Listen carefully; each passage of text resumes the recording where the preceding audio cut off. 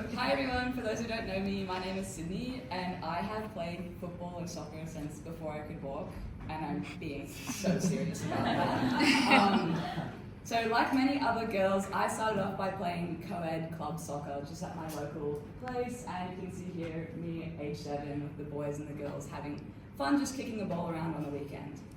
Now, as I grew up though, I started to notice a few more girly things appearing, and as like a 9-year-old, 10-year-old, I was like, oh my gosh, I want to participate in this. So as you can see here, I participated, you can't really tell, I had my nails done, I've got a bow, I've got a little pink on my face, like I tapped into it too, but I was talking as I got older, we go full on makeup, hairdos, long nails, beautiful braids, everything.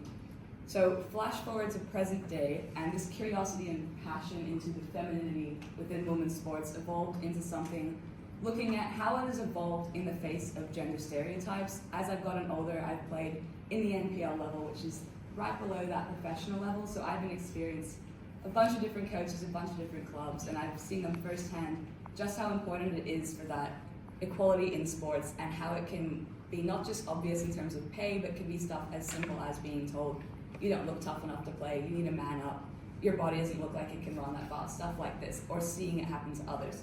So this has now evolved into my thesis, specifically boots, braids, and breaking the mold, femininity and stereotypes in young women's football. So what this basically means is, I looked at this research question of how do gender norms impact the construction and expression of femininity within young women's footballers, both on and off the field. And that sounds very chunky, I apologize, but it's basically looking at stuff like how do things such as boys always getting the better training times, boys getting paid more, having boy coaches, not really having a female to go talk to if you have mental health problems, emotional support that you need. How does that impact what you view femininity as and how you want to express it, both within a soccer context, which traditionally is a more male-dominated area, and off the field. So if you're a tomboy, do you want to dress up in a dress or wear makeup every day? That's kind of what that means. So for my demographics for this study, I looked at people who identify as a woman and are playing or have played in the below professional level. The reasoning behind this is there's currently a lot of research on the professional level, which is great, we love that, but there's not really anything about the athlete stories of those who are living in this time of the Matildas effect, actually reaping the rewards of this investment into women's sport. I chose 18 to 25-year-olds for a similar reason, because they're people like me who've grown up in this era where women's sport, particularly football, has started to take off following the FIFA Women's World Cup 2023. And yeah, also just narrowed it down to New South Wales so the project wasn't too big. But in terms of the research process, I started off, as I'm sure we all did, with the literature review, and I found 2 guiding theories, which are gender performativity and gender schema. Gender performativity is looking at stuff, how do people perform to suit kind of the stereotypical traditional expectations of their gender, and how does that manifest in their daily life or within sport. And gender schema is something that looks at or posits the notion that within sport, lots of women in sport often possess an androgynous gender identity, which means they're not masculine or feminine, they're kind of somewhere in the middle, and they can easily move between the two. I then decided for my primary methods to do a survey, an online survey. I got 36 participants, and that was within the demographics as mentioned before.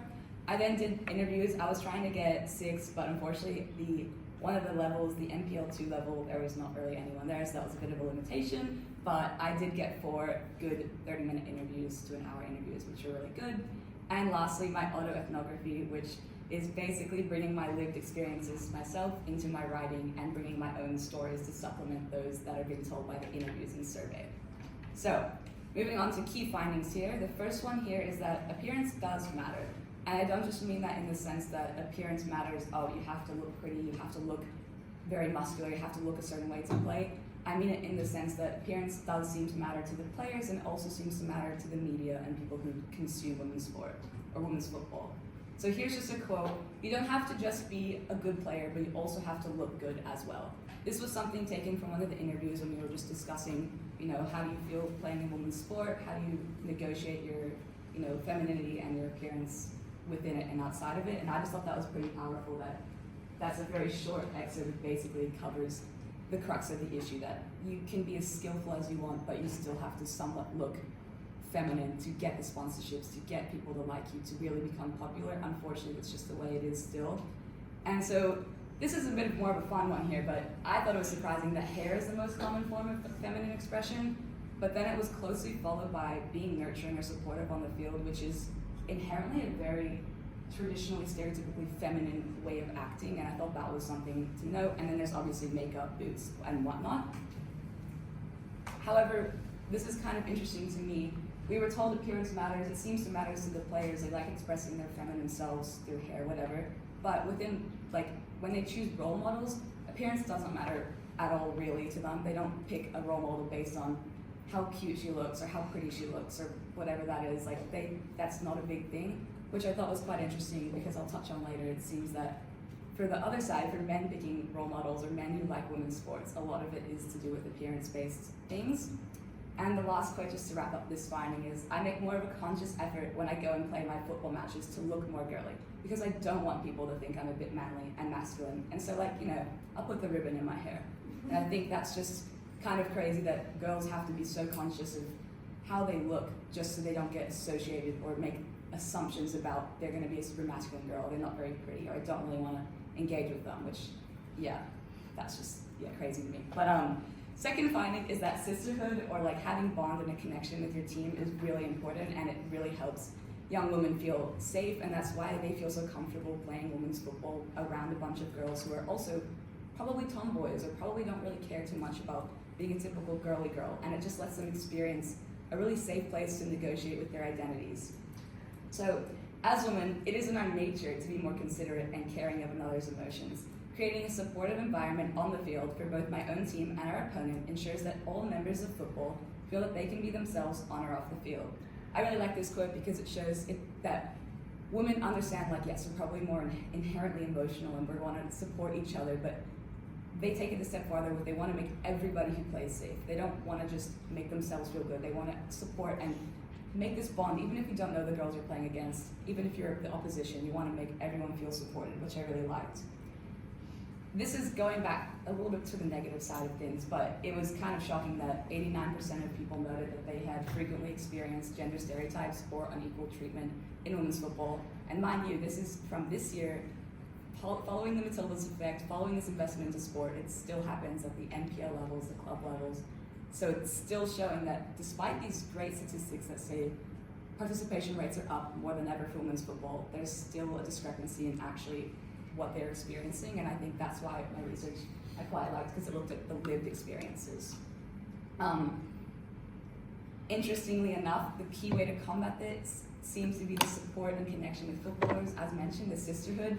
So like 95% of people shared that this was really important and helped them navigate these pressures because we're all going through it together, so therefore we can all relate to each other and support each other and bring each other back up if we're feeling down.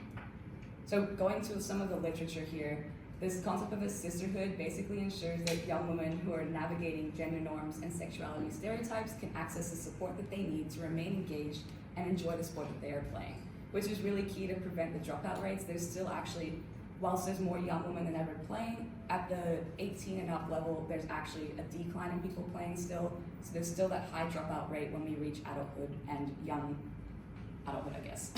So that's key to note. And my last finding here is that the concept of femininity as we know it is changing, at least in the sports realm. And this is just a quote of one of the definitions, I guess, brought by one of the interviews, was that femininity doesn't need to be pretty bows and a full face of glam makeup. It's just when women can be whatever they want to be. And when you're proud of that, I think that's the most powerful thing. And I thought that was quite a nice way to put it, that femininity has changed from just looking a certain way and behaving in a more demure, calm, gentle nature. It's just about being comfortable with who you are, proud of who you are, and like just happy with yourself and feeling supported. I think that's great. And this kind of was reflected in the very first question of my survey, which just asked people to give me 3 words that describe femininity. And you can see that it's become more progressive. It's changed to become powerful, empowering, strong. Those are the 3 key words. In saying that though, with respect to the fact that there is the words like soft, there's empathetic, emotional, composure, pretty, those are still appearing, so it's not like it's eradicated and it's completely 180, but it seems that the most common ways that people view it in sport, it's more of a thing that empowers you versus just makes you feel like you have to be weak or soft or mindful, whatever.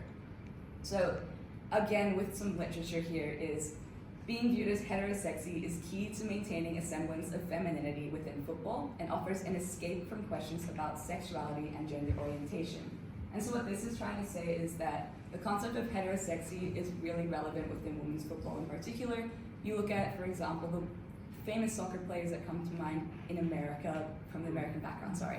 But like Alex Morgan, I remember all the boys in primary school, high school, she's the one they talk about because she's so pretty, whatever. Megan Rapinoe, equally as skilled, but nobody talks about her. At least the boys, they just not interested in speaking her name, whatever. So the concept of being heterosexy is really, unfortunately, a key way for players to succeed in women's sport these days. And you have to kind of show your feminine side through showing your skin or showing your hair in like really feminine manner. You don't really get away with appearing in a different way from what's conventionally viewed as feminine. It is slightly changing within the women's perspectives, but unfortunately the male authorship of the women's experience is still there. And the last bit of this finding is just that women's footballers are very conscious of the fact that their appearance does matter in the media, and the way they dress, they are understanding of the fact that lots of people view them based on their appearance versus how they act and perform. So I thought that was the key thing to tie it back. But yeah, overall, appearance is important. Teammate connections are really vital to the women's sport fabric, and femininity is evolving in football. So thank you.